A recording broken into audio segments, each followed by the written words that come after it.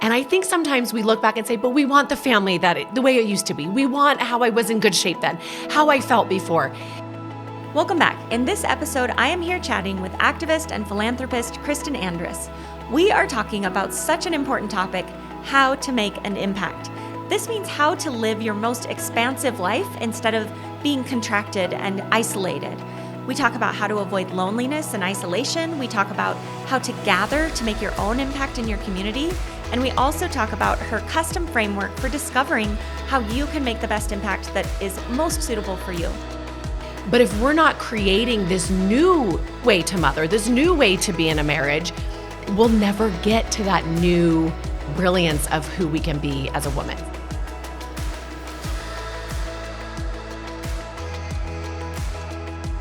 Thank you so much for coming on. I'm so happy to have you here. Thank you so much for having me. I'm so impressed by all that you do. Oh, thank you. Well, this is going to be a really fun and honestly really important conversation. Kristin is a local activist and founder of Gathering for Impact. And today we have a really important topic that we're talking about. And that is having an impact and showing up as women as our best selves and living in a state of expansion and making an impact in that setting. So thank you for being here. I think one of the reasons this comes up is because a lot of us tend to, as we age, kind of contract, turn into ourselves. And that can lead to loneliness or feeling a little lost, like, I don't know who I am, I don't know what my place in the world is. Will you expound on that a little bit of what is that loneliness and what is that sense of lostness that we're talking about?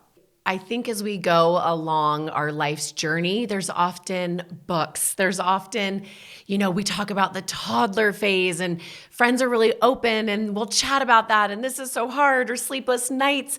And then we kind of get into this middle age and I'm like, where's the books? Yeah. Why is no one talking about this? Am I the only one feeling this? Yeah. So I've seen this major gap. You are addressing it directly in your practice, which I love so much. But what I'm generally finding is there's not a lot of places to turn right now. And it's kind of this quiet moment in life where it's like, wait, we used to all be sharing everything that's going on. And it's gotten a little bit quieter in this stage of life. Yeah. Yeah. There are more and more voices, I think, starting to catch on as we hear about menopause and perimenopause. But there's still not as much talk about the other issues outside of the physical issues in this time of life. So I love that you're bringing it up and bringing it to light with everything you're doing. Will you expound on that a little bit of what is actually happening here? What is it that you're seeing that you describe as this contraction, living life in a contracted state? Will you explain what you mean by that and how you see that? Yeah. So what I've seen, whether it's in real life with the friends I have, around the country, or online. So I have an Instagram community of 90,000 women, which actually I think gives all of us who are online doing that a look into kind of a theme of how we feel women are feeling about life, how they're reacting to things, what they're worried about. Because sometimes in daily life, it's one-off conversations. We're at the gym with our girlfriends or at church or whatever it may be. But online, you are hearing from a lot of people all the time. And so what I would say is, like I mentioned earlier, as kids are growing up and they're in elementary school and you're doing play dates and planning things and you're like, I just have to get out of the house because the kids are so little, that's changed. The kids are out of the house or the kids are all in school. And I think there's been a moment for us in our, it could be 30s, 40s, 50s, where we stop and we think, we have a little bit more, and whether you work or not, a little bit more time or talent or treasure or ties that we maybe want to give the world. And we're a little bit isolated. We're not at the play groups and the play dates, and there isn't as much planned because of our kids. And so we find ourselves maybe home alone all day and maybe going inward, listening to podcasts and great things, but letting that fill our time and then realizing our kids aren't filling that and not looking. By the way, I love podcasts. All I do is listen to podcasts. So that was the wrong thing to say. But my point is you can lead a very lonely existence once your kids are out of the house if you're not trying to expand who you are, this new way of what does this look like for me now? And so I think we kind of go back to the way things have always been, or the way that things have been for a long time in our life, whether it's with kids in the home or the way that our life was, but we're not really being intentional about we are actually entering a new season of life. You graduated. And this is so exciting. Yeah. What I hear from women is, this is daunting. I'm sad. I'm losing kids. and I'm like, oh my gosh, to me, this is so exciting. You get to recreate and become this whole new woman. I have to share a quick story because I think this is interesting when families form and change. And I had mono between my third and fourth daughter. And I slept like all day. I could not heal. I ended up going to this healer because and it's not something I would normally do, but I was so desperate. And as I got on, it was a phone call many years ago, and I kept trying, I want the old Kristin, the way Kristin was, and she stopped me after probably 30 minutes of this, and she said, you will never heal this way. Who is the new Kristin? What does Kristin look like after mono? And I think sometimes we look back and say, but we want the family the way it used to be. We want how I was in good shape then, how I felt before.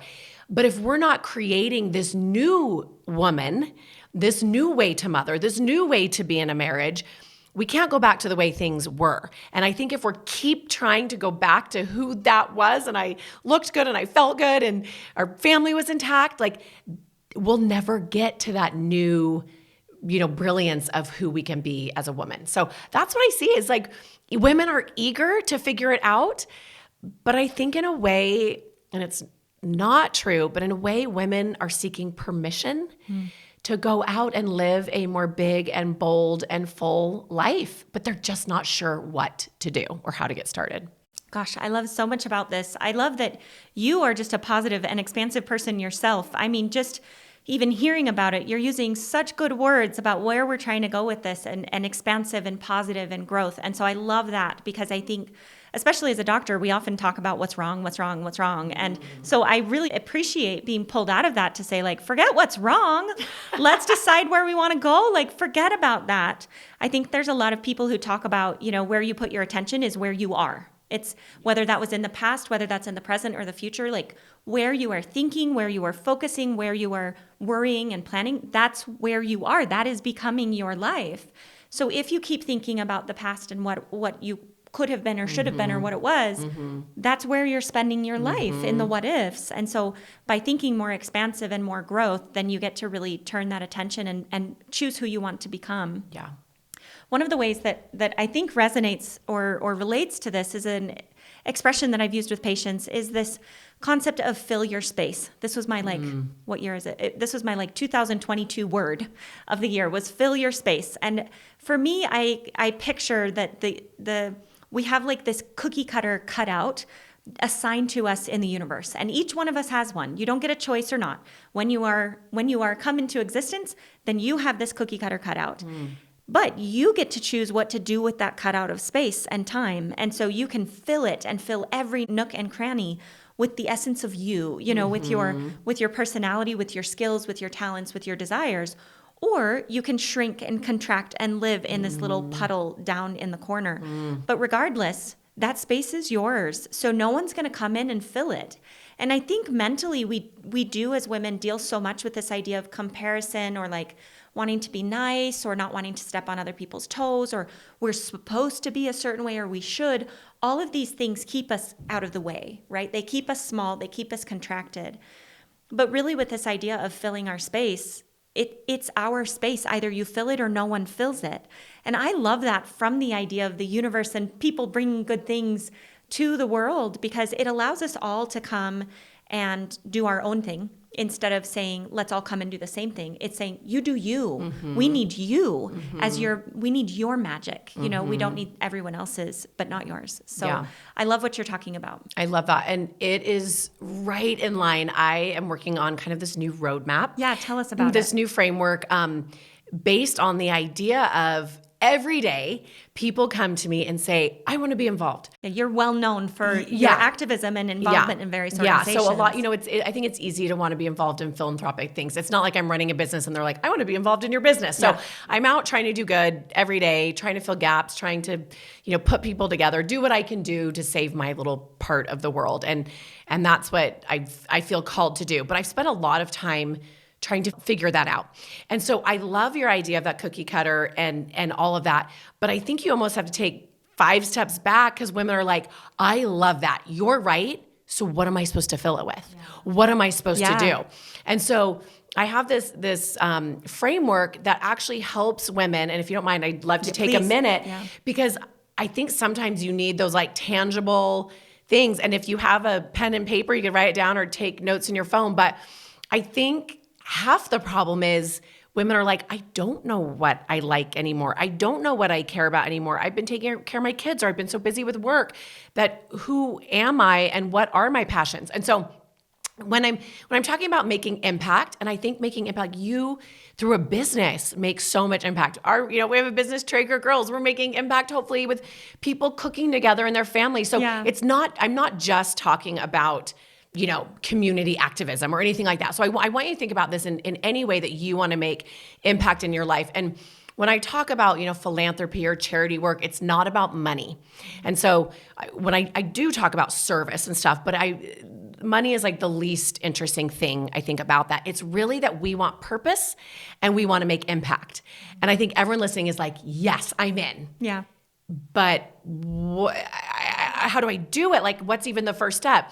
And so the first thing that I would have you ask yourself, and I think it's good to do this on your own and then maybe bring your family in, because I think it's interesting to see like alone what we are interested in. And then when you're ready to kind of bring your family in. But what do I value? Like if people come and say, I want to volunteer, I want to do this. And I ask them, what do you value? Do you value service in your family? Do you value, like, what do you or your family value? And then what does your behavior look like? So if you're like, I value service, I want to show up in my community. And I'm like, when's the last time you volunteered?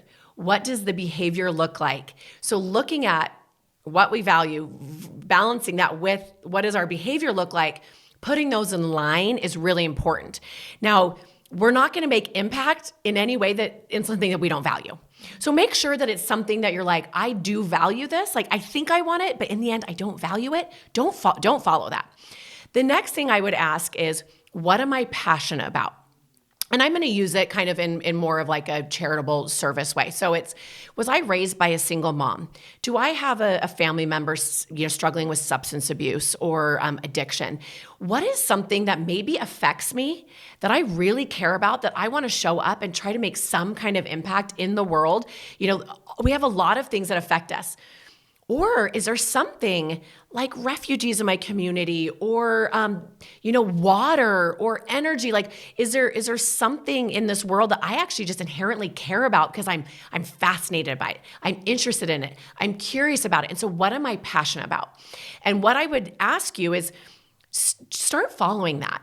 Let it take time. What if in the next, I imagine you went through this, like, what do I care about? What am I passionate about? And I'm going to follow this through. If it takes a year or 3 years or 5 years, let it, because the joy is in the journey of figuring out and the curiosity, and that's expansion, right? Contraction is like, this is what I do. This is how I've always done it. Expansion is I'm curious, I'm reading, I'm listening to podcasts. I started getting this newsletter. I saw this opportunity on Instagram and I'm going to show up. So what am I passionate about that I want to go and make impact about? So just asking ourselves that question, or asking kids. It's so fun to sometimes say, if you had $5, who would you give it to? Primary Children's Hospital. Maybe there's so many issues that we can care about.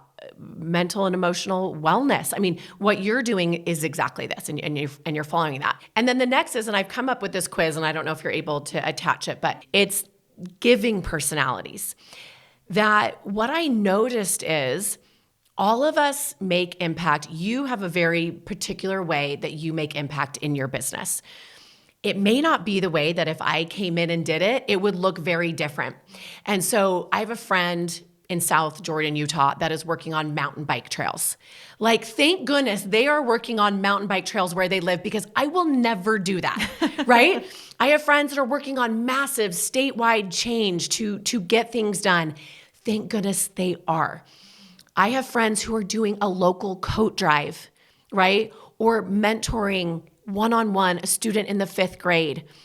So those are all different types of giving personalities. And I have 9 different giving personalities: infrastructure enhancer, mentor teacher, change agent, which I think allows women to see themselves like, I don't have to do it like Mallory. I don't have to do it like Kristin. I'm not going to bring 300 people together for a lunch. Yeah. I don't like a lot of people, like I look at my dad, who's an incredible mentor teacher, and for his whole life, he's never going to have 50 people at our house for lunch, but he is constantly going to be guiding and teaching one-on-one. And that's how he should be making impact.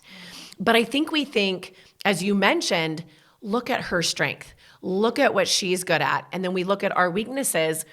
I'm actually pretty darn good at looking at my strengths and then just building and building and building from there. I am never going to spend time. I probably should. I'm really not good at this. I should work on it. I just push that to the side. I'm like, I am a gatherer. I'm a convener gatherer, right? I'm a truth seeker. And so I am going to continue to spend time on that, looking at what I'm passionate about.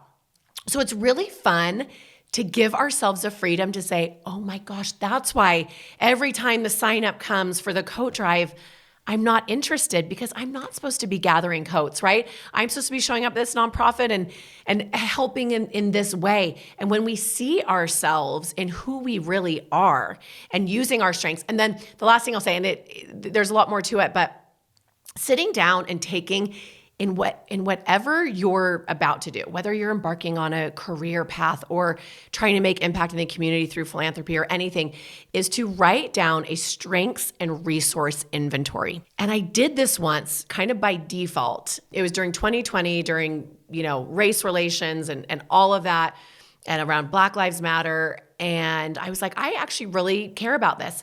And I wrote down what access do I have a backyard. I wrote down my strengths and resources. I know Instagram influencers that might want to come. So whatever you're doing, it could be that you're a mom and you're like, I'm going to write down my strengths and resources. We have a great park nearby. I'm not great sitting on the floor playing Legos, and I wasn't, but I'm a really good mom one-on-one. So I'm going to do more one-on-one with my kids. But writing down your strengths and resources and then using that to make impact in your family, in your home, in your school, in your community, because that is what you have at your fingertips to change the world. Once again, this isn't about money. This is about who you are, who your personality is that shines through in a unique way, using your skills and talents to make impact and find purpose in your little part of the world. It doesn't have to be big. The smallest acts of kindness, the smallest little things that we do actually change the world and get you out of that, going inward and expand you. It could be a one day, a one conversation with one friend that just expands you. So it's different for all of us. And I think allowing us to say it looks different for all of us is really, really important. Oh my gosh, my brain is going crazy right now because I have so much that I love about that. And so I hope people will go back and just listen to that all again. There's so many good things there. And I do want to focus on a couple things. One of them in particular is because I'm a, health and wellness nerd, I talk a lot about fight or flight and the nervous system. And one really fascinating part about the nervous system, and I promise I'll bring this back, is that when we are in fight or flight, our brain shuts down curiosity and problem solving and doing math and even observation of curious observation. It makes us incapable of being in that mindset. And instead, it puts us into solve this problem, right? Escape this tiger, run, stay alive. And one of the things that I think makes this so difficult for women is that when we live in fight or flight, we literally cannot do very well what you're talking about. And so then I think it creates this perpetual feeling of loneliness or isolation or feeling lost because you're like, I don't know what to do. I don't know what to do. I don't know how to make an impact. I'll never be like her. I'll never do it her way. I'll never be good enough. And so just a plea for spend some time breathing and see if you can get out of fight or flight. And I have lots of other episodes talking about that, but just kind of connecting those dots of when we come out of fight or flight, our brain works differently and it actually starts to be curious. And so then going down this framework that you mentioned and created, this idea of what do you value? What is your behavior? What are you passionate about? You can't do that if you're stuck in survival mode only. Oh, I didn't know that. That is so good to know. Yeah, it's totally true. But it also, the fight or flight shuts us down and loses some of our light. It loses some of our passion because all you can do is keep your head above water. And there's a time and season for that. Right. This idea of looking for impact and looking to expand is not, if you're already feeling like you're just about drowning, this may not be the right time to go down this road. Right. Although maybe if you feel called, it is, and that's what's going to help you undrown, right? Yeah. But for this purpose of this conversation, if you can get yourself out of fight or flight and then turn to these things of what are you passionate about? Yeah. What do you value?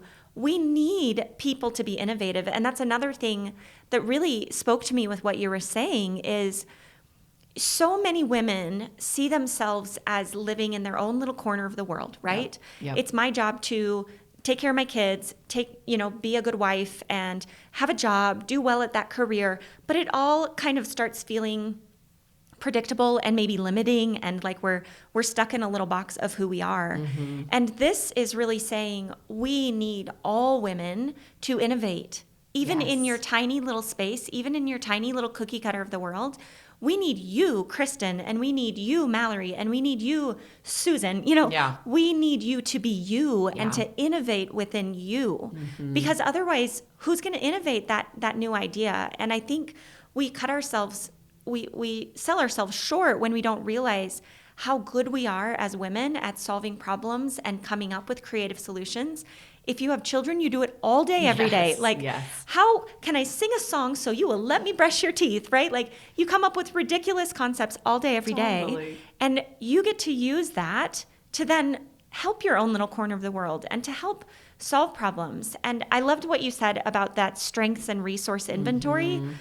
It really touched my heart because I talk to so many women, and granted, I'm seeing women who are feeling pretty lost or feeling pretty overwhelmed or feeling pretty, beaten down. Mm-hmm. But so many of them, I don't think would have top of mind what their own strengths are and what they have to offer. They would say, I got nothing. Yeah. I got nothing. And I don't even have I'm not a doctor, Mallory. I don't have that skill set. Right. Like, there are many skill sets, by the way, that I do not have. I just happened to go to school for a really long time. But, we do all have those different skill sets, and we do all have unique resources that aren't about money. You might have the resource of being able to create spreadsheets like nobody's business. Right. And that can really be helpful to someone's little corner of the world. So helpful. So I just love everything you say. I love that framework. So we will definitely share the personality test or the giving personality test. I think that's really wonderful. Good. And let me just say, if you are feeling overwhelmed, I've got too much, this is not another thing to do. Yes. This is how you tweak what you're already doing. We are already being mentor teachers. We are already gathering in our own way. Sometimes it's getting out of our own way. Stop thinking about ourselves. Stop worrying about ourselves and just tweaking your existing life, because we all are showing up in the world in some way. And when we can think outward and we can think about impact and what we're good at, it's maybe not going to a new nonprofit. That's not necessarily what it is, but it's what am I already doing? And I think, and maybe that's the next question, is what am I already doing that I can just tweak a little bit to start making a little bit more impact outside of me? Maybe it's a kind note that you send to someone. It's calling your mom. It's reaching out to a, neighbor that's elderly. Like, it's simple. And by the way, if you are watching Netflix, or if you're on social media, you have time. So I think we don't have time because we're doom scrolling or we're busy, but it's like, that will add more to your life and change your brain, right? Just little tweaks to what you're already doing. So I would encourage you to not dismiss that this isn't for you, and maybe in another season it's more for you, but I do think it's for everyone right now, and just tweaking a little bit of what you're already doing. I'm so glad you bring up balance, because yes, to all of that. And in addition to that, if you're following your framework of looking at your values and looking at what you're passionate about, I think there are some people who will find things on their plate that don't belong on their plate. For sure. And that's where you can say, like, well, I'm the PTA president because so-and-so asked me to be. But, maybe that's not your bag, and maybe that's just fine. And the other thing, I think we can have this, I love the title, Gather for Impact, of your foundation. And I think that vision that creates for me is this more all-inclusive. And it's not an empty spot and a full spot. It's all of us shifting. It's more fluid than that. So we get to say, do you know what? I'm not feeling up to being the PTA president, or I'm not feeling up to going and serving my time to, serve meals to the homeless or whatever. Yeah. I'm not feeling that right now. So Yeah. I'm going to shift over here. 100%. And it's not right or wrong, because as we shift over here, perhaps there's some other opportunity that's going to be filled in by someone who wants to serve meals to the homeless, or, I just love this mindset of abundance and shifting Yes. instead of what's right and what's wrong. And are you Yes. doing the right thing? Or Yeah. are you a good person or a bad person? Yeah. Or like, you should do that. Like, let's get rid of all of that garbage and really come back to like, what do I value? Yeah. What am I passionate about? Yeah. How can I make impact with who I am and what I bring?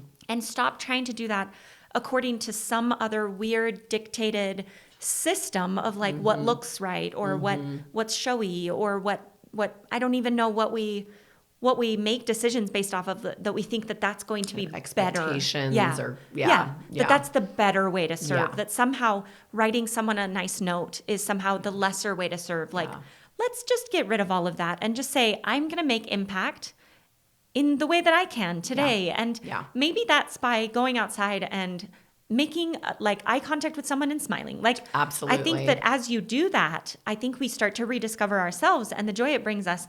And then I'm assuming you're more the expert here than I am. I make my impact in my own little corner of the world, but it's a little all consuming right now. Very impactful. But as you're doing this and seeing, I'm assuming it will snowball, to have the more and more impact, where you're able to find and fine tune your own gifts and strengths that you can really then do more and more. Not do more and more, like more on your to-do list, but make more impact that's meaningful to you and meaningful to those around you. You're exactly right. When you're sitting on the PTA, I will never be on my kids' PTA. I do not lean in on my kids' school at all. Zero. Not your thing.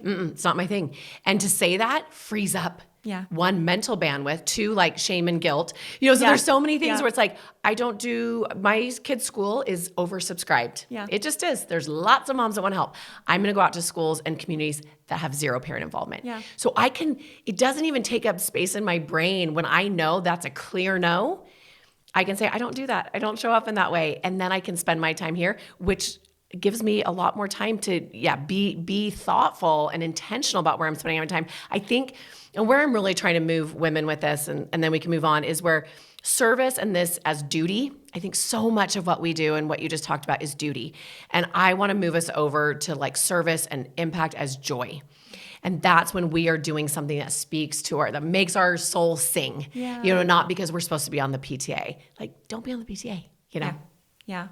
I love that. Will you share? Or do. If it's your thing, then do it. Yeah.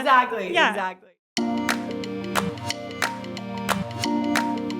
Hey there, listeners. Just a quick break to tell you about something that could make a big difference in your life or the life of a woman you care about. Here at Uplift for Her, we specialize in integrative women's health, offering comprehensive support for every stage of life. Whether you're navigating menopause and need expert HRT advice, looking to shed those stubborn pounds, or seeking for help with your mental well-being, we've got you covered. We combine the best of traditional and functional medicine with personalized health coaching and dietitian support here at our Salt Lake City-based clinic. We ensure that your unique needs are met with the care and expertise you deserve. At Uplift for Her, we're here to help you feel your best inside and out. Ready to take the next step in your health journey? Visit us at upliftforher.com or give us a call today. We have services available for those of you living in the state of Utah and some services available for those of you outside of Utah. Now let's get back to the episode. Will you share something that may be a little personal? I think that one of the things that I see come up around this conversation is this idea of, if I don't do that, then like I'm not nice, or that I'm being selfish, right? This guilt. What has been your journey? I'm sure some of this is just a little bit of your personality, but if you can share, how did you hone this ability to say, like, not my thing and I'm okay with that? Yeah. Because I do think it frees up space. The more we think like, I hate doing this and it's not my thing, but I'm going to keep doing it, we don't even have time to innovate or come up with new ways to impact that could be really unique and needed. So what has been your journey, if any, to develop that, to be able to let go some of that burdensome garbage thought that keeps us so occupied and so much guilt and so much shame? Yeah. I think, once again, this freedom of saying, I don't do it like everybody else, and knowing, not, it takes some time to know that, but knowing that if you show up in this way, it's actually not the best thing that you could be doing. You could be elsewhere. I think the whole Brene Brown, clear is kind, I really believe in. When someone's like, I've looked for, other families to help mentor refugee families. And I think when it comes back at you the other way and people are clear and kind to you, and I remember saying, I'm looking for mentors. If this is not your season of life, like this is not about just this Christmas, this is about a long-standing friendship and relationship with these refugee families. And I had so many of my good friends say, this is not for me right now. I was so grateful that they weren't kind of like, now one thing, when I think as women, we're trying to be nice and we're trying to hedge, and it's like the clearer they were to me and saying, this is not my season of life, maybe another time, or whether it's PTA or whatever the local thing, it's like, this is actually not my time for this. I so appreciate you asking. I'm happy to share it with other friends if you think that would be helpful. For me in my life, this just doesn't fit. Yeah. The sooner we can say that and be very clear, I think it's when we're a little wishy-washy or we're trying to be not the nice is so harmful, I think, as we're trying to be nice for women. Because when you can have clear conversations and say, this is not for me, or try me again, or let me help. Because we also want to be helpful. And so it's like, I'm not good on the PTA right now, but I know some awesome women if you want some suggestions. But I think, my mom was always very this is the kind of mom I am, and I do this and I do this. And I saw her live in this very authentic life, even though the women around her were from the Bay Area in California. The women around her were mothering in a different way, and she owned the kind of mother she was. And I'm like, no one talked about her because she just owned it. She's like, yeah, this is what I do. This is how I do it. And so, I remember my daughter was 3 months old, and I was like, I was 28 years old. I'm like, I cannot do this. This is the worst. I just couldn't. It was so hard being a mom. So I got a little grandma in my neighborhood, and I told all my friends, my daughter's tiny, and I'm giving her to our friend Marlise a couple days a week, and I'm taking a break. No one did that. But I owned it. I said it. And then it's like, oh, that's just what Kristin does. And so I think the more clear, kinder, quicker we can kind of just say it and then own it and say this isn't my season of life. And by the way, I'm always asking women to do stuff. And I have a lot of women tell me, and they always have to explain. I'm like, you don't even have to explain. Just let me know it's not your time. And I'm actually so grateful. So I think when you're on the other side and say, oh, I'm actually grateful when people say no and they're clear about it, then you realize when I do that, it's actually only helping. And then even helping a relationship or a friendship. Yeah, I'm hearing you talk just about, it sounds so grounded. It sounds like you come from a place of being grounded. It goes back to that same framework of knowing your value system. Yeah. What do you value? And I would imagine, correct me if I'm wrong, that nice is not the number one value that you're operating from. True. And why, it's not that nice isn't a good thing, but it's certainly not the primary thing, right? We would way rather be loving, which loving isn't always nice per se, right? Totally. Sometimes loving is direct and honest. And so understanding what your value system is, and it sounds like part of your value system is operating in truth and understanding you and understanding your needs and your limits. And in some ways I could see that on paper being interpreted as well, that's a little selfish or that's a little that, but look how much it's freed you up. Yeah. By getting rid of that garbage, it's freed you up to say, but this is who I am. And like you said earlier, and again, this is going a little personal, but I think it's important. I think it's important to understand that as we understand who we are, and like you said earlier, the negative things, my weaknesses, maybe I give a little attention when it comes up, but I'm not going to keep focusing there because if I focus there, then I'm going to focus there. Exactly. Why would you do that? Right. That's going to take up my time. It's going to take up Yes. my energy. It's going to take up my emotions. Instead, I get to focus on what I want to be and how I want to grow and the impact I want to make and the personality traits that I do have that I'm super proud of. Yeah. I hope that we as women can learn that, to spend more time in that and look at the good that can come of that, is then you start making impact in your own little corner of the world because you're not so worried about doing it the way that you're supposed to or the way that someone told you should. Yeah. And there's a lot of that kind of, this is how it's always been done, or I'm breaking the mold, or this is what my neighborhood does. And I moved to Utah 18 years ago. And right off the bat, I did it differently. Yeah. And so I think that set me up for like, I break the mold. I'm a disruptor. And I kind of took that on and I kind of love it. But I can see how if you've been living in this way that to start that in middle age would probably be hard. Yeah. But doable. But doable. And it doesn't have to look like the way you're doing freeing. it. No, Yeah. it's the Yeah. best. Yeah. Yeah. This is so great. So shifting gears a little bit, tell us a little bit about this idea of gathering, because you named your foundation Gather for Impact, and we've talked a lot about impact and how to find your own way of making impact. Talk to us about the importance of gathering and why you came up with that name, and also what is that importance for you in the work that you do and what you're hoping to inspire other women to do. Yeah. So I tested the name for about a year, and I thought everything I do is I'm gathering. And I it's gathering because it's like it's happening, right? Yeah. It's happening all the time. It's like an active word. And then for impact and I used to have this notion like everyone needs to come to my stuff and my service projects and my stuff up on the Capitol, and then I realized, wait, that's actually not what I want. And yes, I want people to come to my stuff, but I actually want women to figure out how they want to make impact. So then let's gather.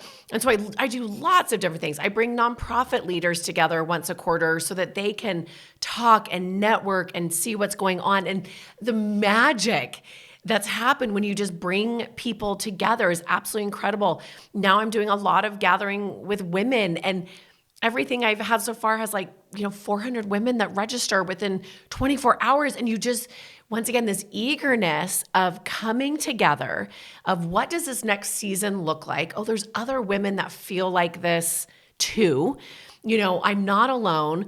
And I think because of philanthropy and different things that I do, I could do a lot of it on my own. I could be one woman that kind of goes out and it's like, but I think that the real, when you can bring other women along with you, that is what is so important. Whether it's telling your story of what you're going through or sharing stories with each other or literally inviting them to gather. I actually just hosted like a gathering. It was around the holiday before Thanksgiving, and it was the art of gathering. And once again, I felt the sense of women are getting stuck in actually just the act of gathering, and their house isn't good enough. They're waiting until this. And what I have found is we just need to gather anyways. And I put up a lot of things. I did this interfaith dinner the other night, and I burnt the lasagna and like a lot of lasagna. And I had like 60 people at my house. I just kept joking, come have my overcommitted lasagna. Like no one cared that my lasagna was burnt. No one cared that my, baseboards weren't clean. And so I think we get so in our heads that we're so worried about everybody else, and no one cares. People just want to be invited. And I think between social media and the comparison game and all of that stuff, it's like our lives will never measure up if we're going to, wait till it's the best it can be to invite people into our home, into our lives. It could be just gathering. Maybe a gathering is a woman asking another woman to go on a walk.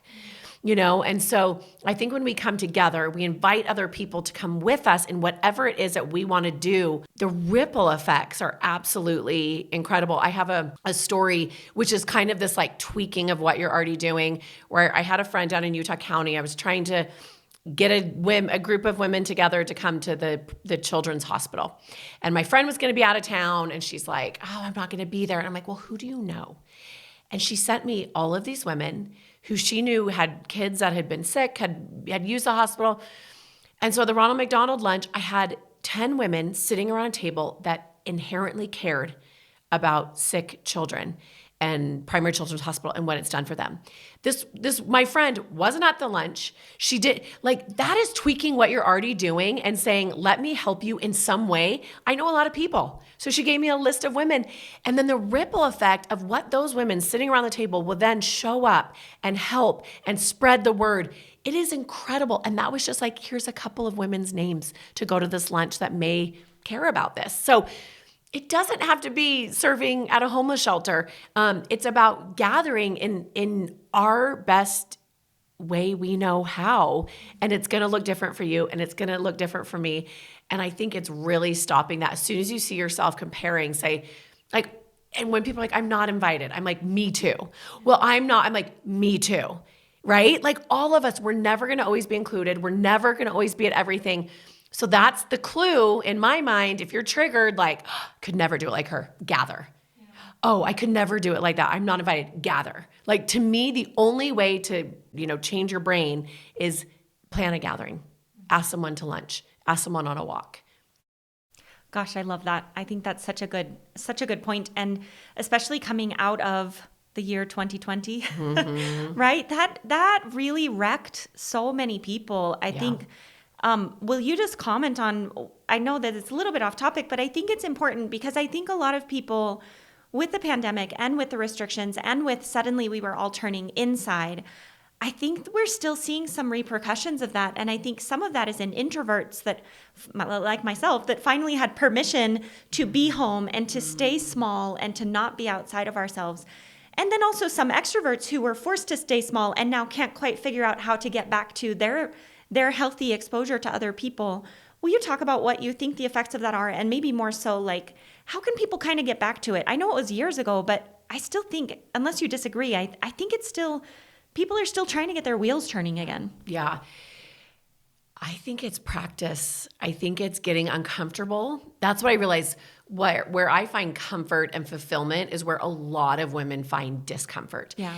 And so, for instance, this gathering event, I had multiple women that came up to me and said, I woke up this morning and I wasn't going to go. I was coming alone and I laid in bed and then something inside of me was like, you need to go. And they're like, and I'm here, and they're in tears, and that happens at every event I throw. And I think, but this is so amazing. This is so great. Don't you want 300 friends around you? And it's like, the answer is no, not always. And it's not always 300 friends, but the point is that it's going to be uncomfortable. And if it's uncomfortable and you go do something and you're like, that felt terrible, and it's like bad vibes, whatever, like listen to that. Yeah. But I would think generally, at least from my experience, when it's some things I've done, it's like, this was so uncomfortable and I am so glad I came. Like that one woman was speaking to me. Like I know why I was here.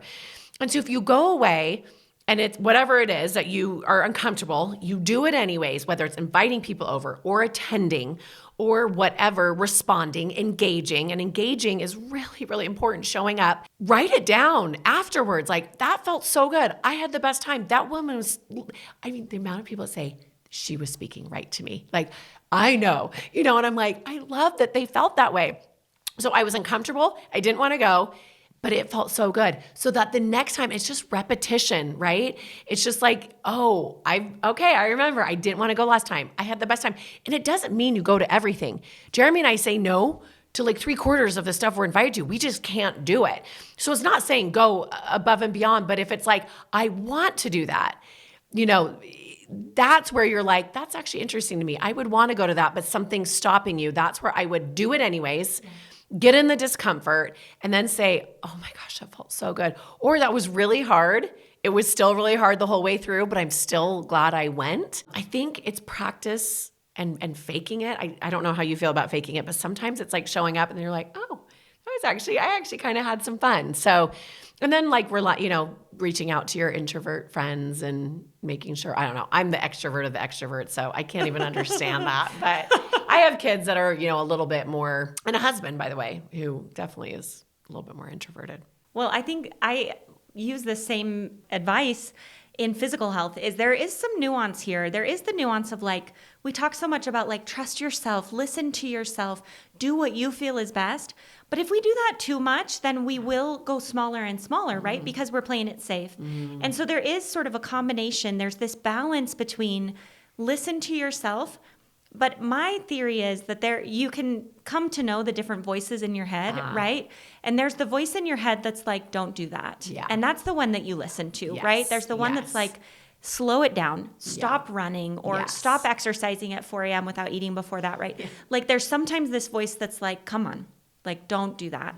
But there's also a different tone of voice in our head that's like, I don't want to go. And it's like, but I kind of want to, or I kind of should, which is a different kind of should than I should because I feel guilty. Yes. So we kind of have to come Yes. to know these different voices. Yes. And if it's coming from a place of guilt, then I say throw it out the window Yeah. 99% of the time. Yeah. But if it's that other kind of little nudging that's Yeah. like, I kind of want to, or Yeah. I kind of don't want to, but like it's good. Yeah. That's the one that we push through. That's the time that we do make ourselves uncomfortable. And then, like you said, it's a science experiment to say like, I did this. I didn't want to. Yeah. This is the outcome that I had, and I've got to remember that. Yeah. And then also learning. So say you push through and you go to the big event and you're like, I didn't want to come. I didn't get anything out of it. Yeah. I knew I didn't want to come. Yeah. Well, you've just learned. Totally. Next time you invite 3 friends for lunch and you keep it Yes. small, or Yes. you go to a book club, or Yes. but by putting yourself out and stretching yourself so that you do come to know yourself a little bit more, I think is really good advice. Absolutely. And I listen to, and aren't all of us doing this to our kids, for our Yeah, kids yeah. every single Yeah. day? Come on, you'll like it. Come on, try this out. New soccer season. And that's where I think it was around the Brave, when I did my first Brave and Bold and bringing these women together and helping them with kind of overall wellness, is I sat there and I'm watching all of my friends. It was back to school. And it was like, okay, back to school shopping, back to school this. And I thought, we are all so, it's just so ingrained in us to get our kids ready for back to school. And really for moms, it can kind of be our new year, right? The kids are back in school. Yeah. And like, what have we done to be intentional? Are we intentional about like, what does this new year look like for I us? love And we were that. so like fall sports and, I'm at football every day and And it's like, wait, so what are you doing as the mom, the wife, whatever that is, and being intentional?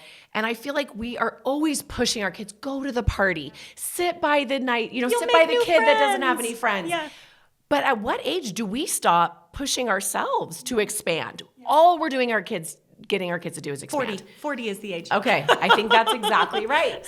And some of us are like, we can't help but expand, but that's not normal. Yeah, that's such a good point. I heard recently, I can't remember what it was, something like we are our own worst boss. Like if we treated our employees like we treat ourselves, like, man, you deserve a break. Like the business would never run. And so I think that's so good. We do tell our kids that, and like, it'll be great. You'll see. Exactly. And then they go, and we were right. And we're like, see, we were right. Exactly. Now you can have And then that we voice in sit our at head. home. Yeah, exactly. Well, will you give us some hands-on tips for people who really, they've gone through this, right? They know where their passions are. They know what their values are. And they're like, great, I want to get involved in, I'm passionate about skiing. I'm passionate about art. I'm passionate about elderly people, whatever it is. Yeah. They found their passion. How do they then, they know their giving personality. They know their resources.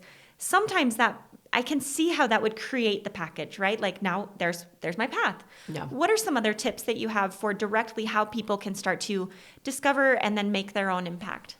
Yes, so that's a really great question, kind of that actionable takeaway. And so what I would do is start getting curious about that direction. Skiing, unified sports, it could be, any of these things. Let's call it like, unified sports, where it's like kids with special needs, sports. So, okay, I care a lot about kids in sports with special needs. So I would start following things on Instagram. I would log on, I would look it up. What are some nonprofits in Utah?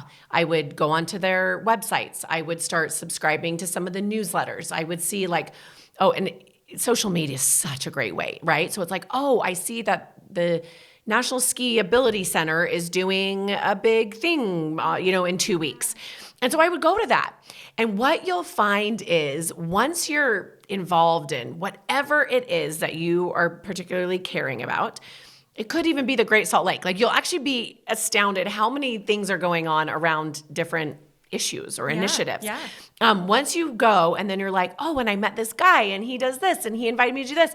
And what I find is that the world that you care about and then extensions of it, and maybe that's where you'll end up. It's maybe not always where you start. You're like, actually, I don't care about skiing as much. I actually love the basketball program because that's in every school.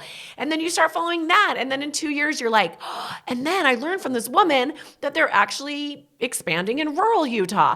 So what's so neat about expansion and curiosity is the world is your oyster to learn and grow and be curious and just take it all in and just try to do your little part. And maybe it's just attending events. Maybe it's going to a race. Maybe it's calling your school and saying, do you guys have a unified sports program? Oh, you don't? Like, and then if you're like, well, I'm never going to start it, that's fine. Go back to the ski race. Right. You know, like once again, don't be like, oh, that's that, you know. So really checking in with yourself, following it, you have to show up.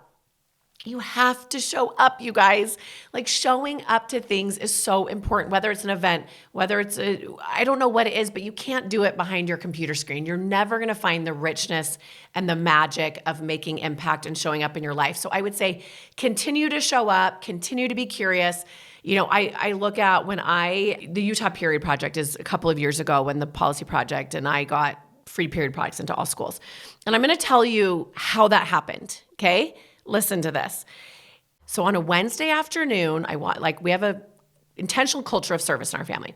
On a Wednesday afternoon, once a month, we would go to Kids Eat and we would do backpacks, like weekend backpacks. So once a month we would go. And one month, so we're there and it's, you know, a little bit of duty, but it's good. We're there. And they say, do you want to sponsor a school?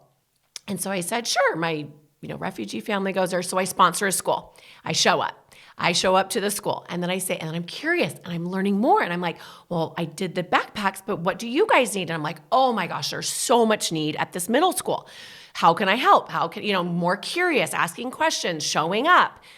Couldn't do it from my house, right? So I'm on the back of a truck hoisting frozen turkeys at this middle school in Murray when a social worker, Courtney Nolan, turns to me. And by the way, Wednesday afternoon, then I'm on the back of a truck and she's like, this is great, but what I really need are period products for my kids, for my girls. And I'm like, you do? Like I'd never heard of period poverty. So then, the story is long. So then I go to the food bank and I say, what are you guys doing for period products? And then I said, well, how can I help? Can I help raise money? So I kept showing up. I kept asking questions. I kept being curious. I have an IUD. I don't even get a period. It's not my thing. Like periods is not my thing. But it became my thing because I kept getting curious, asking questions. I was uniquely capable of and then, partner with Emily Bell McCormick. And then we went up to the Capitol and said, well, this is great. We have them in 220 pantries across the state, but we need them in schools. So we went up and we talked and we were curious. So one Wednesday afternoon, packing backpacks led because of curiosity and interest and enlarging, showing up, and expansion. I was not trying to say, this is all we're going to do. It was like, I want more. I want to learn more. Not because I'm uniquely qualified, but I'm just there. And so this incredible thing where every single girl in Utah now has access to free period products in their bathroom is because a couple of women were just curious and kept asking questions. Yeah. It's like a silly example, but it is not how a stuff silly gets example. done. No, it's not silly at all. It's a magical example. I think it's an amazing thing. And especially because it wasn't something, it came to you and you were willing and you were able and you were capable. And True. I think that you could have said no and that would have been okay too. And someone else would have come along, but you didn't. And so it turned into this wonderful, lovely thing, which really leads me to say, because once you do get into this world of service and philanthropy, I'm sure you know more about the needs of our area than most people do, right? How do you keep from feeling discouraged by it and feeling overwhelmed? Like, I can only make these small differences and there's so much that needs to happen. How do you keep that in balance? Yeah, I think it's helpful that I have a family of my own. I have 6 kids. And so I know that I can't solve the world's problem. I can do a little bit and then I come back home and I try to solve all the problems at home. And so I think having a little bit, or, whether it's a job and go out, that in life, you're going to give all you can, but then you also have to, there was a time in my life over the last couple of years, I was giving way too much to the community and not enough in my home.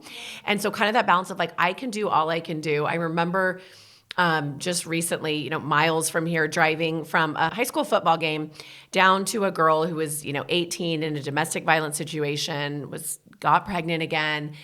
And I'm like, life is not fair. I just was like, how are these, I was almost mad. How are these people at a football game?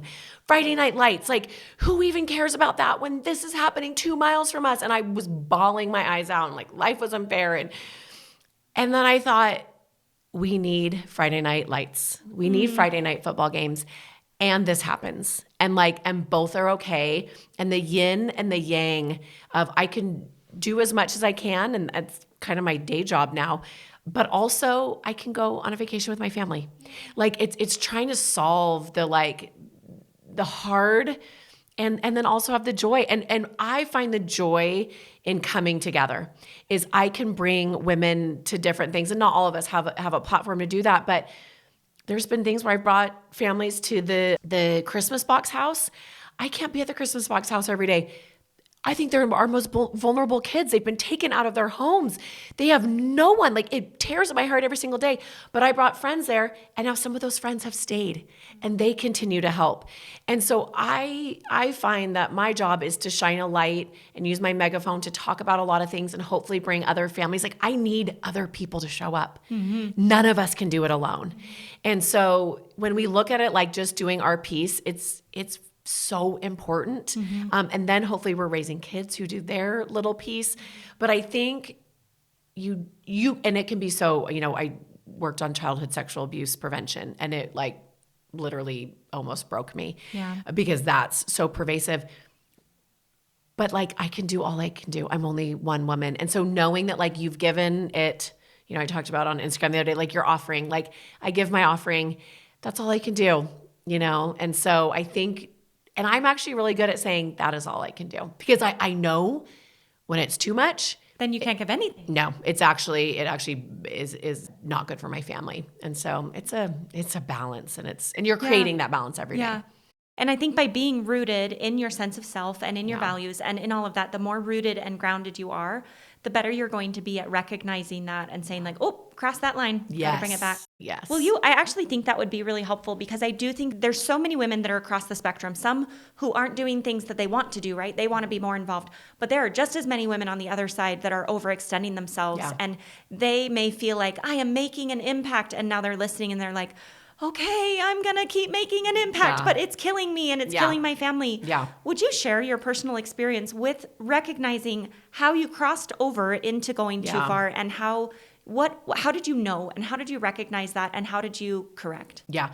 The first thing I would ask the woman who's doing too much, or who's I'm going to add this to what I'm already doing and my plate's already so full, is what you're doing duty? Or is what you're doing joy? Because if you're doing things out of duty, that's your impact, your help, you're actually not making the impact you would if you were doing it out of joy. And by the way, as women, we're always going to have duty, right? Family's duty, there's a lot of duty.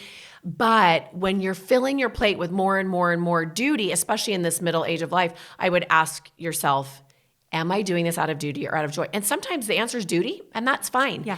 But if we can cross more into the PTA example of the PTA does not bring me joy. The PTA is just another thing that's on my plate, and I have 10 more things, and it's all duty, and this is not what I like. Try to offset some of that. There's some that we can't, but I would say that. So one thing I would say is I know that our kids are watching us. Mm-hmm. So I grew up from a mom who took care of herself, who said, I want to go on a run in the morning. I need help with driving. I have 4 kids. She traveled with my dad. She took care of herself. She got help. And so I watched a woman who took care of her own needs and said, this is the kind of mom I am. I'm not going to try to fake it, and I'm going to get the help I need, or whatever that may be. So I grew up feeling like I am going to take care of myself. I'm going to make sure that my needs are met. I'm going to get help when I need it. I'm going to tell my husband when I need a break. I have never, maybe early on in marriage, I played the victim, but haven't for a very, very long time. So it's this is the kind of wife I am. This is the kind of mom I am. I'm not a stay home and play on the Legos kind of mom, or one that's home all day and this is great, I'm just waiting for my kids to come home from school. If I showed up that way, because a lot of moms are like that, I would be miserable. I'd be miserable for my kids. I'd be miserable for my spouse. And so I knew I need to have things out of the home. So I think you go from having 6 kids, being home, still I was always engaged, and that helped a lot. So there wasn't this big transition where now I can leave the house. I was in book clubs, I hosted, I gathered. So I went from 6 kids, home more than I would like, because I don't generally like to be home a lot, to then going on the total flip side. So total 180. And I was gone and I was doing a lot of policy work and I was in meetings and just doing stuff all the time. And I was obsessed with it and I was doing good, right? Yeah. I was doing so much good. And then that was, quite a few years. And then, my oldest is now a junior in high school and my twin boys are 8. And I'm like, oh my gosh, I have a year before my daughter leaves. And funny enough, I wrote a cookbook, comes out on Mother's Day. I wrote a cookbook and I was home cooking more. And I sat there one day and I was supposed to be like at a policy meeting. And I'm like, this is just as important. I was back in the kitchen and it wasn't like, I'm a woman back in the kitchen and I should be doing policy. I was like, I actually love this part of me. I love cooking for my family. So then it started me to come back to the middle where I'm still very engaged in the community, but I'm also home more, right? It was almost a sense of like urgency of my family's growing up so fast, but I think I had to have the spectrum of, it felt like a ball and chain with 6 kids. And I know that's weird that I have 6 kids and say that, but it's true. And then the other end where I'm like, I have not been home all week and I'm traveling again. And oh my gosh, I'm not home again. And feeling like that's not right either, to coming back to the middle. So I think actually being on both sides is not bad. It's coming back to the middle and saying, this is what feels right. And I still miss things. I'm still not at everything. I'm not a typical, we're in Utah. I'm not a typical Utah mom who's like, this is all I do. I have a lot of stuff, but it feels really good for me and my family. And that's the key, is to figure out what works best for you and to be in tune with it enough. And I also like the idea of being allowed to course correct, Yes. to say like, okay, I tried this and it's not working. I think sometimes we, maybe as women, but at least as some rigid thinkers, like I'm a little more of a rigid thinker of like, okay, I'm going to figure out this system and it's going to be the forever system, which means kids, you're not allowed to change or grow because you'll mess up the system, right? Right. And so we really have to anticipate the idea of things changing at different stages of life and different stages of our lives as moms and as our kids and marriage and all of these different stages. I think being able to say like, oh, maybe I need to change things. Maybe I need to look at it differently. And I think that's okay. Yeah. The best advice I ever got when I had my twins, they were like 2 weeks old and I was driving down to Provo for a dance competition for my oldest daughter. And I'm like, they're 2 weeks old. Like I couldn't figure out. And a mom said, you will never find balance in a day, and you may never create balance in a week. Maybe look at 2 weeks, look at your month. And that was because it's like every day you're like, there's some days I'm like, I'm gone all day. And then Jeremy and I have an event. So if I look at that day, it's so off balance. But if I look at the week, then I say, okay, so Friday night, we're going to be home and we're not going to go out. And on Sunday, we're going to make sure so our days are going to be off balance, right? Like our weeks could be off balance. There's times that we travel or this. And so it's like I know next week, because I'm going to be home, I'm going to be more present at home next week because I was out of town all last week. So that helps me say it's not in a day. It's generally not even in a week. But if I look at a month, I want to try to keep my month fairly balanced. That's good advice. It's helped so much for me. Yeah, because you can't, and I think we react to the day, right? Yes. Those days where it feels so out of balance, we feel like terrible moms and we feel like terrible people, and we're like, this has got to change, and then we revamp everything. Yeah. But if you can look at it more holistically, then you can make those small tweaks you're talking about. Yeah. I love it. Well, Kristin, let me ask you one more question. Just to kind of cap this off with, what is your message for women here? If you can kind of summarize it, what is your message that you just hope that women listening to this will hear about making an impact, or just in general that you hope is the message that they take from this? Yeah, I would say just looking outside of ourselves. We have so much hard stuff, right? There's hard stuff with kids. There's hard stuff in marriage. There's hard stuff in the world. But I truly believe that the more we look outside of ourselves, whether it's little acts of kindness or bigger things, we will become whole. We will heal. We will become happier. We will find more fulfillment and joy than spending time worrying, spending time concerned about things. If you start kind of spiraling into, and then this daughter and what's going to happen with him, I would say go and serve and do something. Go ask a friend to go on a walk. Get outside of yourself. And we hear it all the time, but I think especially now when we want to contract, we want to go in, things are hard, we don't want to talk about it. That's the time when maybe we need to and invite someone else along. And you never know how that's going to change your day, how that's going to change their day. And that's how we expand, just a little bit at a time. And so, as soon as you start going inward and you start noticing that thought pattern, break it up, say, I'm going to gather, I'm going to invite a friend on a walk, I'm going to host a dinner. Start looking outward, and you will change someone else's life, and you'll also change yours. Well, thank you so much. There's so much talk, I feel like, right now about boundaries and know your limits and listen to your, set your standards for yourself. And those are all really good things and really good pieces of advice. But it is a spectrum, and sometimes we do need to push outside of that and not set more boundaries and not set more limits, but really to kind of free ourselves. So I'm really happy for your perspective, and I think it will help a lot of people get started. I think it is going to be tempting listening to you, especially towards the end as you started talking about all the wonderful things that you've been involved with. It's going to be so tempting for people to listen and be like, oh, what other advice could she give me? I wonder what programs she knows about. And I do want to draw their attention, because I think you would agree, back to that framework of finding the way that they can make the impact and not looking for the resources that you've figured out along the way, although you are a great resource for that. But to go do a little bit of the legwork, to first do the legwork of self, to figure out how you want to make an impact, and then to let that lead you to that thing that needs you, instead of looking for the person who's already involved in something and then joining that. Not that there's anything wrong with that, but to give yourself permission to say, like, I want to be involved in my thing, and make my thing, or find the thing that's already started that I can really contribute to. Absolutely. And if you really want to do something right away, I always say around the holidays, there's so much going on. Yeah. So what did you do over the holidays? Maybe follow that path for a little bit, because I'll tell you, these vulnerable families that most of us help with during the holidays, they're still having a hard time in February and March and April and July. So even if it's like, I have no idea, but I loved doing that little service project with my kids, follow that. It's a great way to start. I love that. Tell people how they can find you and follow you, and also where they can learn more about Gather for Impact. Yeah, so just mostly on Instagram, Kristin Andrus. And then I do have a very new website, gatheringforimpact.org. And what's great is on there, you'll see the giving personality quiz, and you may link it as well. Yep. There is a resource hub, which gives like a lot of different nonprofits in all different sectors that you might be interested in if you're local in Utah, but lots of things nationwide as well. And then I actually have this 12 months of giving, where if you are in Utah, I have a hands-on family service project for all of us to one a month. So you never have an excuse not to show up with your kids, whether they're 0 or 18, and show up in the community and learn more about what we're doing. So many wonderful things. Thank you so much for being here. This was awesome. Thank you so much. Thank you so much for tuning in to today's episode. A huge thank you to our guest for sharing their insights and time with us. We are grateful for the incredible support from our sponsors, and to all of you listening. We couldn't do this without you.